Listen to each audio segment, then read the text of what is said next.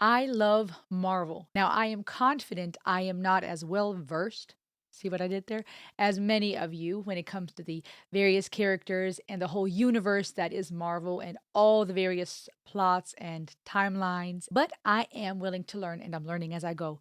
And I watched Thunderbolts and I was mind blown and so impressed by all the parallels to mental health and psychology. My name is Rosalie Elliott. Welcome to the ultimate YouTube channel. We go around the world to listen to music, to explore cultures, languages, all the things the world has to offer us through the lens of psychology and philosophy. I'm a singer songwriter, hence why I'm so passionate about music.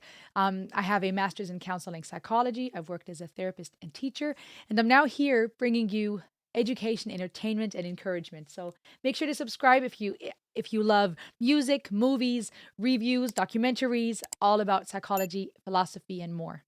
I'm happy that you're here. I want to talk to you a bit about the Marvel movie Thunderbolts. Now, disclaimer, as you may already suspect, there's going to be spoiler alerts here. So if you haven't seen the movie yet and you don't want me to ruin anything for you, go ahead and pause, watch the movie, come back to this clip, and then talk to me in the comments if you agree or disagree with some of my takes. I'm going to be coming at this not as the best Marvel expert that there is on the planet, but as a lover of mental health, psychology, philosophy. And I think there's lots to explore. First of all, the obvious thing that comes to mind when I'm just looking at this, just on surface level, is that it's so exciting to see how the plot unfolds and new characters or characters we haven't seen in quite a while are resurfacing in this one. It's exciting to see characters that are part of the storylines getting their time in the spotlight. And I think that excites Marvel fans because it just keeps the story going, where a lot has been happening in when it comes to Marvel, and a lot of our main characters and our favorite characters have either died or have moved on, because it shows us that things are not over. Even when some of the characters we love have passed away, or when things drastically change and you are left feeling, what's next? How can they possibly top this legendary movie or this legendary sequel? What's going to happen next? Kind of like in a good book when you realize the author is bringing out a new sequel, or there is a spin-off of sorts where you get to continue following along. Our brain looks for closure. We long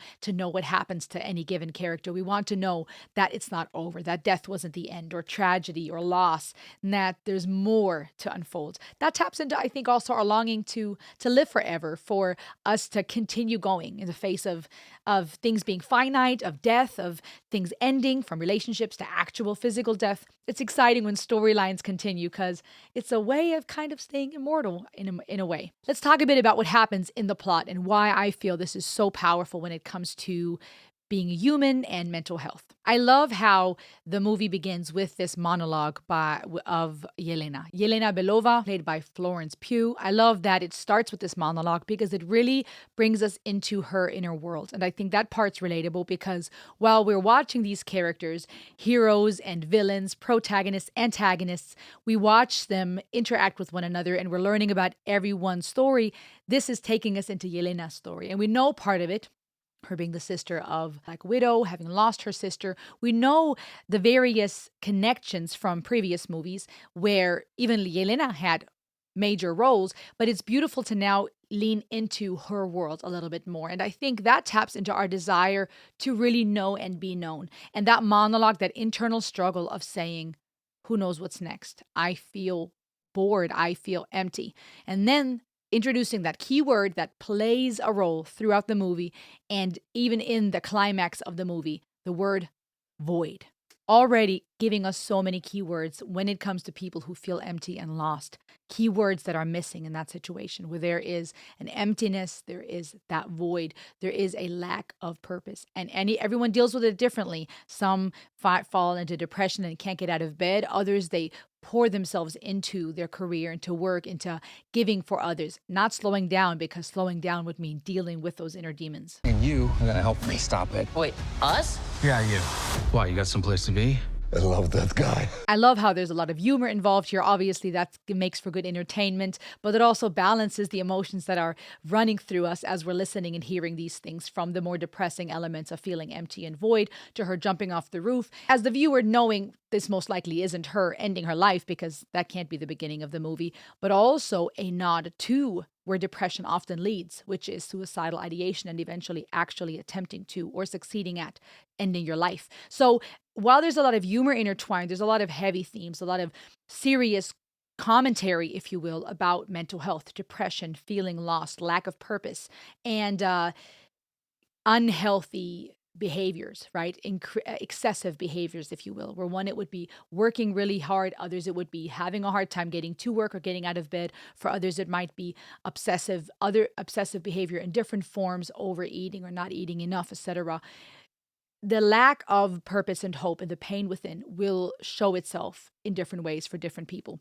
But a lot of heavy conversations here, and yet there is a lot of action. So our brain is perceiving this mix of emotions. We're seeing the depression, we're hearing a very sad and depressive monologue. And we're also hearing that the timbre of her voice that is very low and sombering. There's not a lot of high pitched feminine sweet. There's not a very fast paced tone. No one can. But we can find a way. It's low, it's somber, it's almost soothing, if you will, but maybe soothing wouldn't be the right word. Maybe it's more melancholic, depressed. There's a lack of a lot of tonal fluctuation that you would hear when someone's excited and the voice goes up, or you're asking questions because you're curious. Curiosity often being a sign that there is hope and excitement, versus when you're depressed, there's lack of curiosity, lack of excitement. There's not a lot of tonal variation. There's no need to speed up. Her voice is one thing our brain is perceiving, her facial expressions, that of sadness and grief as she takes that leap off the building. And now we're switching into action, her not actually jumping off to end things, but her parachuting into yet another mission.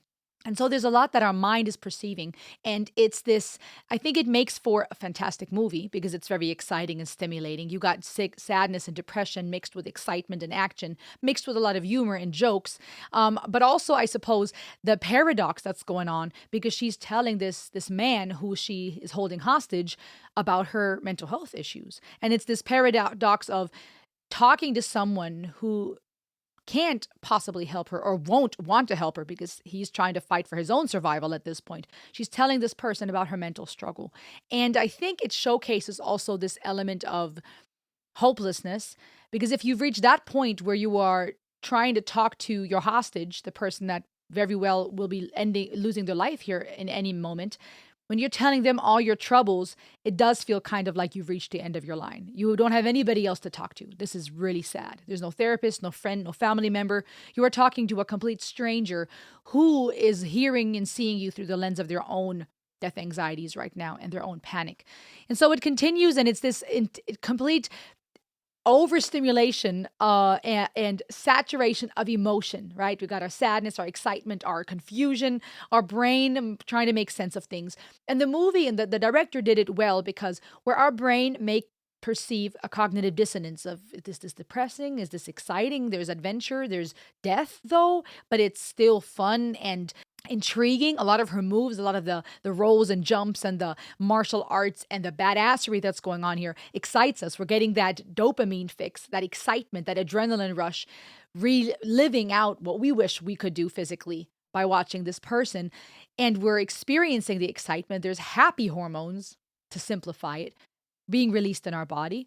And yet we're hearing a really depressed state. But our mind doesn't have enough time to focus in and empathize with or sympathize with the sadness she's actually experiencing, because this is also really cool and badass. And wow, she dodged a bullet. And oh my gosh, she almost died, but she didn't, right? And there's so many things that might trigger within us, because action movies, especially when the protagonist survives all kinds of obstacles, may tap into our desire to continue to live, for things not to end. Similar with video games, right? You get another chance. You got eliminated, but not permanently. You get to come back to life. And don't we wish that was the case so often in the real world, in reality? And I think this is where the director did a good job, where our brain may now be experiencing cognitive dissonance between the depressed state that Yelena is in and the exciting action that we're seeing and hearing. Now we're bringing in humor, which may be what brings comfort to the brain to make sense of that cognitive dissonance. Is it the best way of dealing with that cognitive dissonance? Well, we'll have to keep watching the movie to find out if that actually solves our problems. And the movie continues. Now we have a switch in scenes, and now it switches to the political aspect of things. Let's talk facts. The Avengers are not coming. Which is also very interesting and relevant in the current climate. We're seeing conversations about impeachment and corrupt politicians. And even that, to me at least, is well done because it now makes things relevant to our day and age, the political tension we experience, particularly in America, but all around the world. Conversations of impeachment of a leader, that's nothing new. So it's making it personal. It's making it relevant, almost like we're sitting in that courtroom. The scene switches again, and Yelena is going through the motion, doing her jobs. Yep, next one done, mission accomplished. And it really creates this vivid picture of how she's going through the motion. And then as she reconnects with her father, the Red Guardian, even here, so much to take apart. I love the honesty that slowly develops between the two of them. And it's interesting that their father-daughter relationship is one that both of them have their own demons from their own past. And even her father feels the need to freshen up as if trying to hide what's really going on in his life. Even though it's very obvious that he is in a state of chaos, he is desperately trying to clean up the clothes. He's desperately trying to freshen up his breath, making himself more presentable. And Yelena is courageous because you can see her cry for help here. You can see her courageous and desperate attempt at trying to find some answers as to why she feels so empty. But it doesn't get as deep as it does later on in the movie. At this point in the plot, it's a meaningful conversation that I think is opening the door to go deeper in their father-daughter relationship and in their personal healing, but it's still surface level.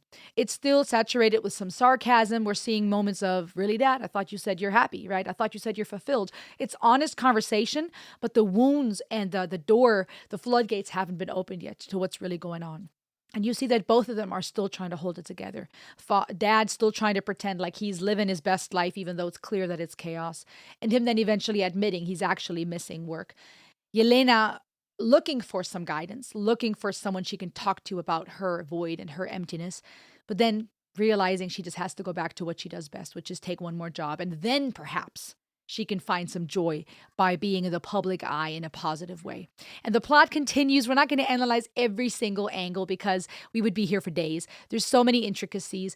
It's then exciting, as I mentioned, in the vault, how all these characters come together, that it's not just one or two people interacting. It's not just two people fighting. It's this multi-layered fighting scene of 4, eventually 5 different people in a room who are all trying to survive. And as I mentioned in the beginning, I think it's exciting to Marvel fans that these new characters are being introduced, or characters we haven't seen in a while, or characters we know from spin-offs and separate seasons, now being introduced into a main movie. And I think, as I said before, that taps into our desire to know that things are not done, that it's not over, that the plot didn't end with one of the main characters' deaths, that this is not the end. We get to continue living with these characters. The world will continue going, because the truth of the matter is, while many of the characters have changed or left or passed away, and we could play around with alternative universes all day long, the reality is they're dead in our universe. And what do you do now? Because crime continues to wreak havoc. People are still lonely and hurting. There are still problems, and there is still a longing for a hero. And not only is there a longing for a hero by your regular population that is looking for guidance, not only is there a longing for some intriguing character by the corrupt leaders because they want to have puppets to play with, there's also a longing within the villains and heroes to have some type of meaning. And that's a big theme I'm taking away here from, is that these, as it continues, as the plot continues, these heroes, I'm going to call them heroes, even though they're all presented as villains at first because they have not lived the perfect life at all. You can see that they're weary of that. They're weary of that identity of being the bad guy, even though they're well aware of all the bad stuff they've done. So there's that struggle with trying to escape your own shame and the bad choices you've made and who you've become or have been made to be. But for all of them, you can see that remorse is starting to grow. Even asking questions such as, did you know that lady that I just killed? Did you know her? And Yelena responding and saying, yeah, she had a rough life. She killed a lot of people and she got killed, and that's going to be all of our fate. And it's this honest conversation about this is the bed we've made and the bed that we're laying in. But I'm empty. I wish it could be different. A longing across the board to not be the villain, but be the hero, and to change the trajectory of your story. And I think that's relatable to all of us, because all of us have made mistakes to some degree, some more, some less. And I think all of us have had moments or will at some point in our life where we say, man, is this all? Is this what it was supposed to be? Right? All the what ifs and the should have, would have, could have's. The way that they work together, I think also such a beautiful foreshadowing of what's going to happen in the end. But things still being very rough and raw because everyone's still very self absorbed. Everyone's still very much in their own world. Each of these characters having had their own mission, and everyone responding to the situation in different ways. Yelena, very smart and quick on her feet, seems to be realizing very quickly what's going on here, and the way that she has been played, and the way that she's being used, and the fact that Valentina is using her, and that this may be her end if she doesn't find a way out. Characters like Timu's version of Captain America. I'm kidding. Him being more so reluctant to accept that this is the reality, still reluctant to, possibly in a state of denial, reluctant to realize that Valentina doesn't care about him either, thinking that he's still going to make it out alive and he's going to be fine. And, he's the one that is going to get the clean slate. But words like that, clean slate, really show me that that's across the board. That U.S. agent who says, I was promised a clean slate. Across the board, this idea of, I want a fresh start. Yelena looking for a fresh start. She wants to have a positive image in the public eye. Want to be a Captain America. I refuse to acknowledge him as Captain America, even if he had that short time in the light. Still also wanting his own identity, his own sense of self, a clean slate, professionally and personally, having lost his wife and daughter, not to death, but because they left him, from his terrible career in the professional sense, a longing to be known as something else than what he is known for. And then, of course, Sentry, being a clean slate in and of itself, the image of a clean slate, so we would think. Someone who has a terrible past with drugs and bad choices, having been promised a fresh start with these scientific trials, these medical trials. Again, constantly this idea of clean slate. I want a fresh start. I don't want to be who I am anymore. That was a red thread throughout the theme. Geraldine, Valentina's assistant, too, being faced with the choice of who is she going to be. Is she going to continue being the right-hand woman to Valentina and make choices she does no longer agree with, or will she have the courage to and make her own choices and think for herself? All throughout, even Alexei, Yelena's father, a longing to be somebody. Desperately wanting to be the Red Guardian, tired of his sad life, wanting a job, wanting to make a name for himself, looking to be somebody and to be part of something. That is so powerful to me. That's such a deep longing in so many people. Show me that I am somebody. Give me purpose. I want to be someone special. Ava, in the same way, right? Her questioning, who did she just kill after she completes her mission? Questioning her choices. We're so often bound by who we were told we are, where we come from, and the things we've done. And I think there comes a point in all of our life where we need to start wondering, what am I going to do with the time I have left? Is this what I want to be known for? What is my purpose? What is my calling?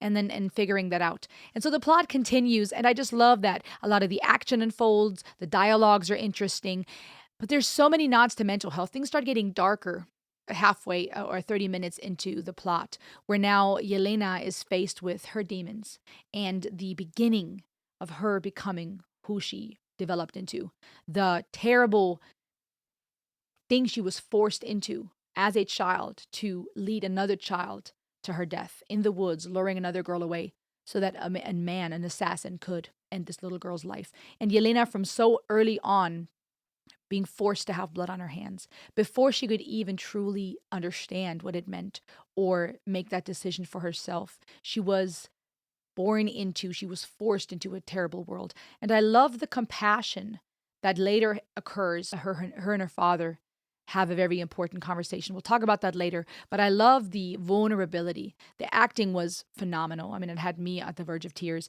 but it was so powerful. the authenticity and the pain. And it was well demonstrated. I mean, uh, Florence Pugh is such an amazing actress, but it was so well presented. And I love that it puts the humanity into people. That is not to diminish what people have done. That is not to romanticize the evil choices that people have made. There are consequences to our choices. And there may be something hypocritical here about turning a story of villains and murderers into one of heroes, right? There too, we have to be alert and discern and realize just how much a good director and a good plot can sway us to love or hate someone. We'll watch a show, and within minutes of loving someone, we'll hate them and we'll want them gone, or vice versa. We will despise a certain character and moments later have a heart for or some type of soft spot for this person because we now know where they come from or what they've been through. And it's also important that we are aware of our own bias confirmation and of how quickly we're looking for some type of either the validation of what we already believe or just how quickly we're swayed, how quickly we jump sides. And that too is often a strategy used in movies, used in the news and the media.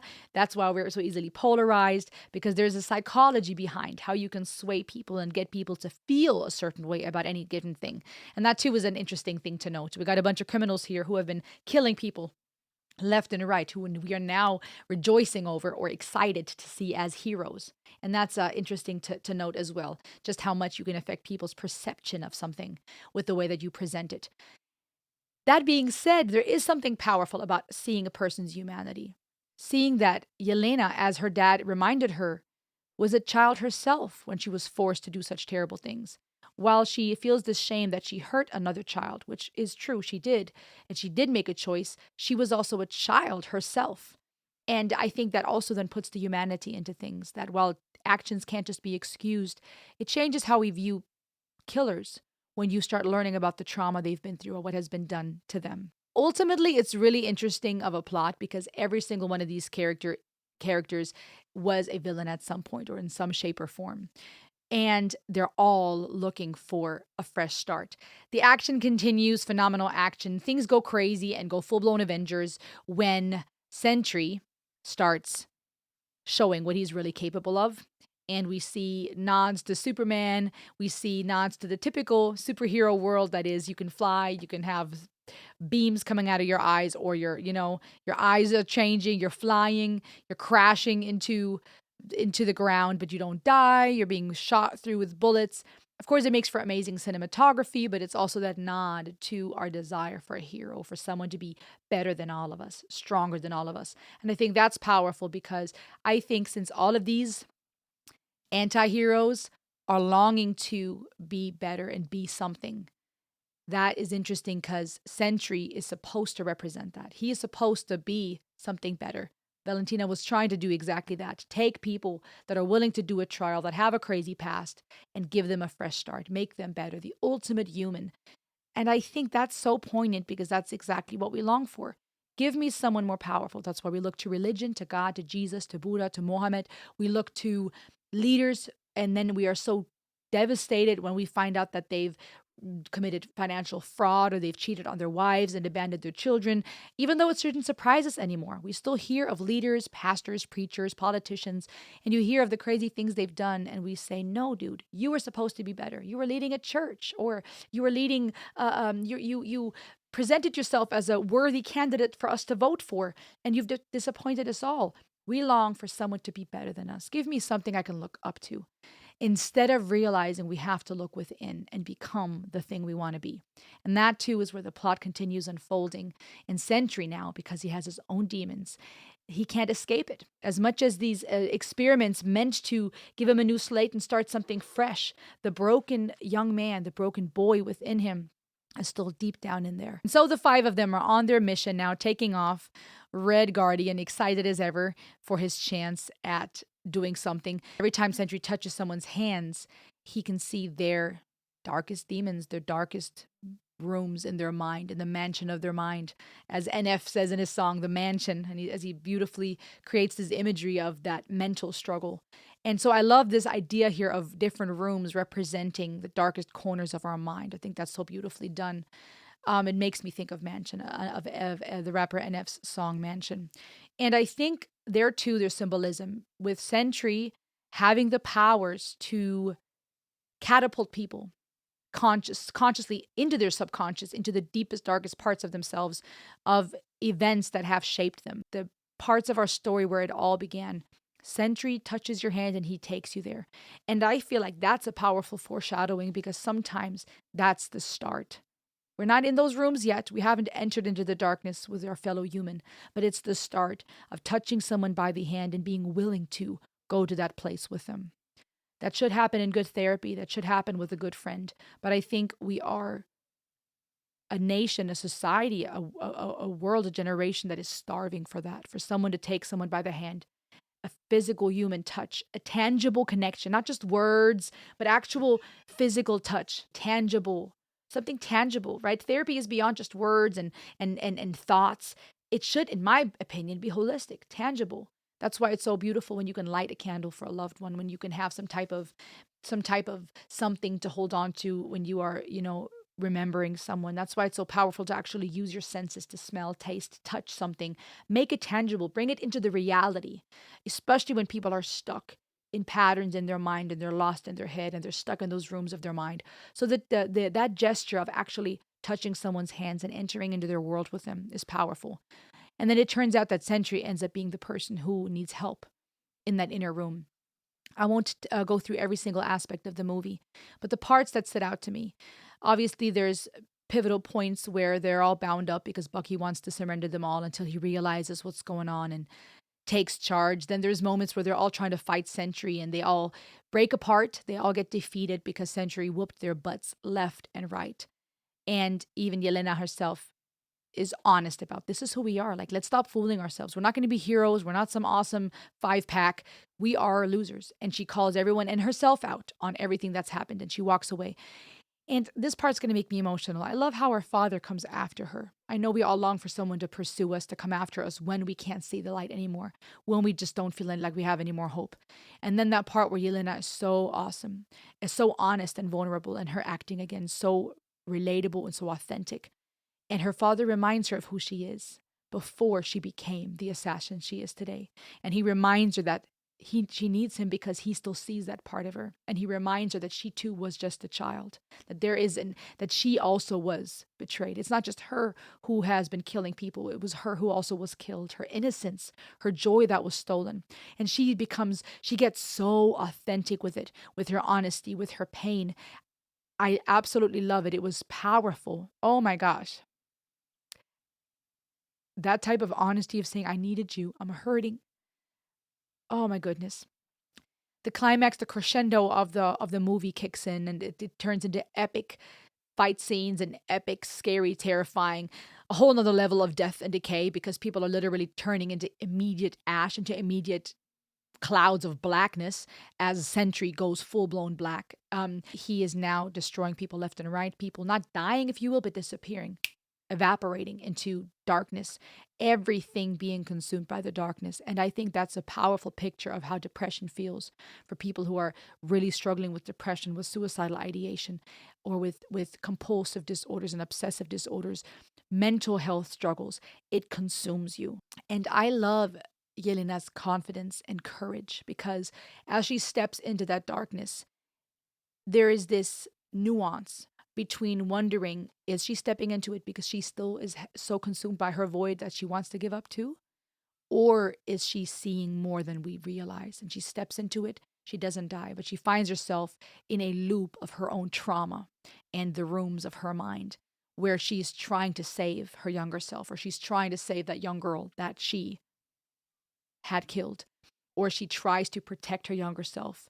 She's trying to protect her younger self. And you guys, that part's going to make me cry because I think there's something so therapeutic. Ideally, when you can work through this in therapy, when you will learn to comfort your younger self. Sometimes that's thought process. Sometimes it may take you writing a letter to yourself. Sometimes it may take you actually speaking out loud. Doesn't matter if other people think you're crazy. Speak to your younger self and speak to him or her what you would have needed to hear. Be for yourself now what you would have needed then. And while you're not at that actual place and time anymore, you're in that place now. And you get to speak light and truth and peace over yourself now. You get to be kind to yourself now. And so I love just the power of Yelena stepping into this darkness, facing her own demons. She then faces Sentry. And I love how she sits with him. I love how she finds him in the deepest part of his mind, and she faces him and she sits with him. She doesn't just show up and say, "Yo, fix this quickly." She sits with him. And you see the innocence on his face, away with the superhero suit, away with the darkness of the villain. And you just see a young man.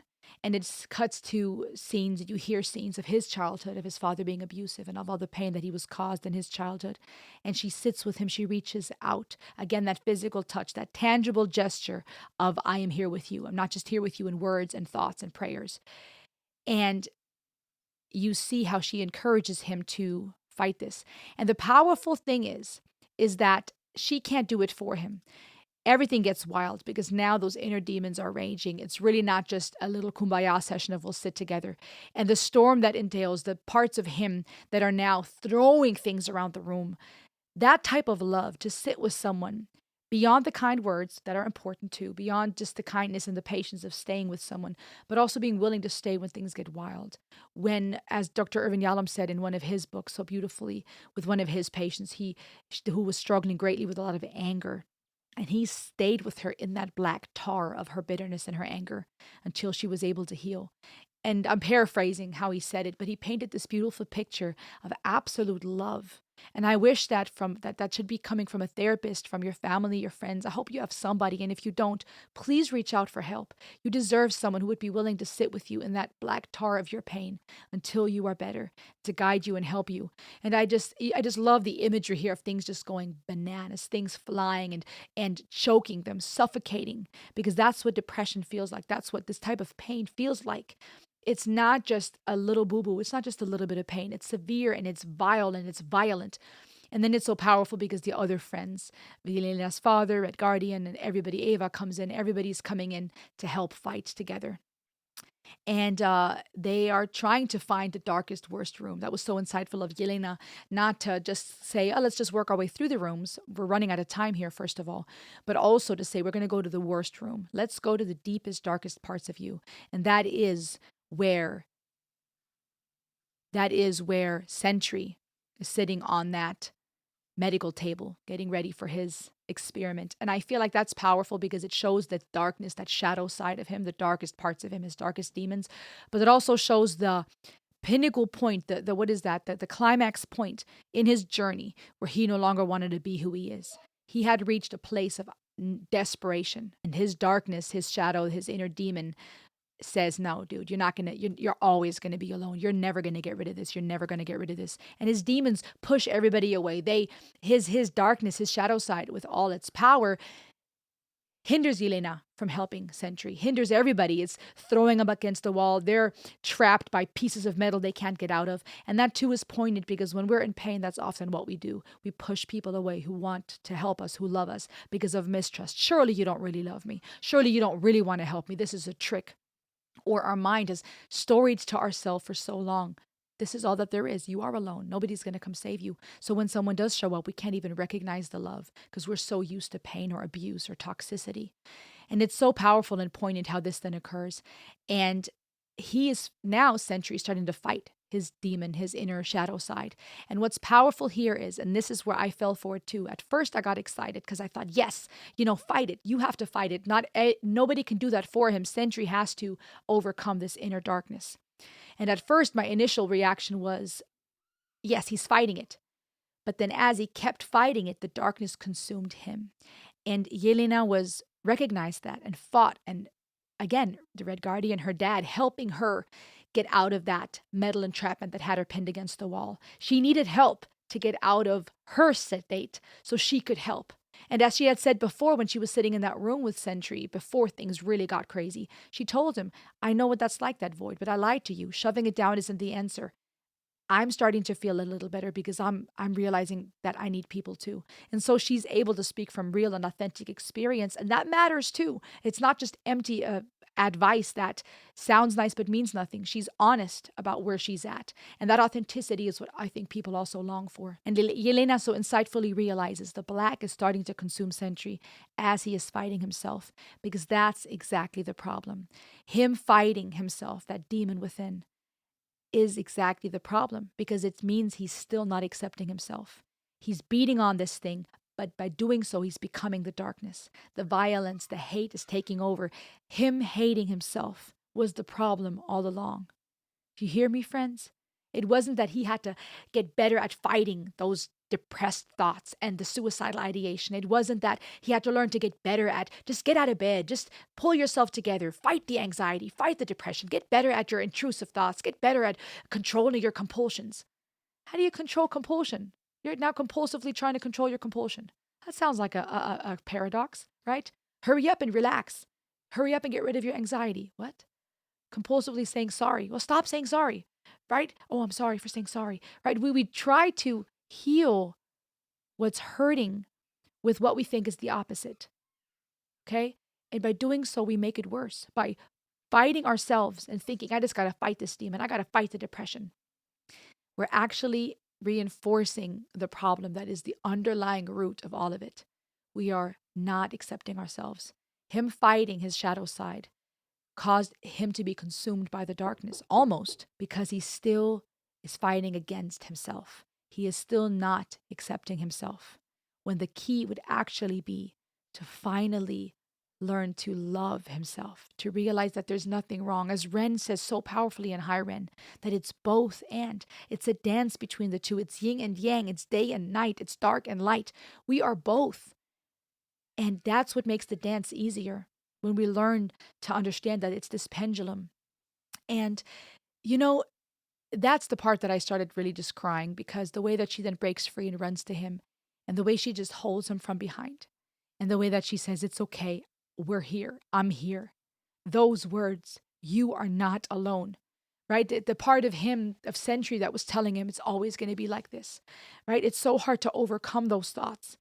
And sometimes we need someone to scream through, break through, fight through those dark clouds and just hold us and say, I'm here though.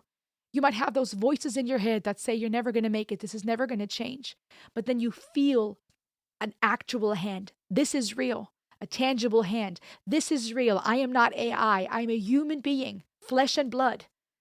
I'm a person breathing right now, still alive, telling you, you are not alone. That's real. Your mind might be playing tricks on you. The clouds are consuming you. The thoughts that say, I'm broken, I'm lost, I'm too far gone. Those are thoughts, your mind playing tricks on you, lying to you. I am real. And I'm telling you, you are not alone. I wish I could reach through the camera and hold you like Yelena held Sentry. Tell you, you are not alone. And maybe you need to hold yourself right now and speak that over yourself. I'm here. I am not alone. And then the way they all gather around, it just showed me that it takes community. We were made for relationship.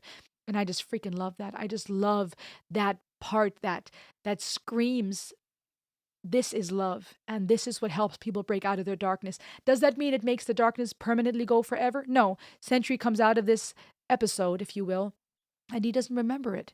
And as you know, some little spoilers in the end indicate, that's going to always be part of him. That if he taps into the power side and into all his powerful supernatural abilities, that may also mean he risks tapping into the darkness, Bob. But that's life, right? It might not ever be fully gone. There might always still be the temptations to fall back into your old addiction. There might still be wounds or temptation to fall back into old patterns. It will possibly take medicine, and there's nothing wrong with that. Seek a doctor.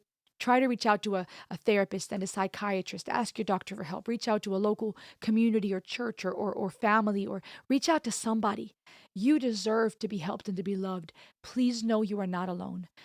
And so that's why I just love the message of this. And I love the overarching theme of longing for a new slate, for new purpose. And they get their new purpose right now. They're the new Vengers, be Vengers, be Avengers, or, what are they? We'll see, in the sequels and what comes in the storyline, how this unfolds. But I just love that they had a choice to figure out, who am I going to be? Every single character in this place was making choices, was operating based off of that. And so my encouragement to you today would be, number one, to assess what's driving you. What's your purpose? Are you operating from a place of vision and purpose? Are you operating from a place of shame because of the things that have been done to you or you've done and the choices you've made?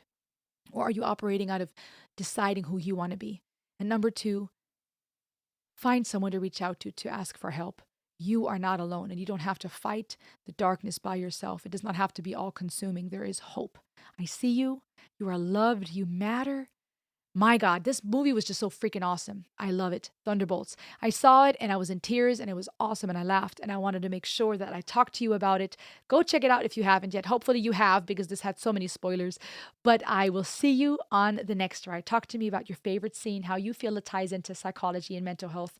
And if you want to go around the world with me, countries, all continents, all countries, exploring music, movies, talking about cultural things. Sometimes we dabble into a little bit of politics, but not so much. Mostly psychology, philosophy, just time together to heal, to be educated, entertained, and to find life. Choose life, people.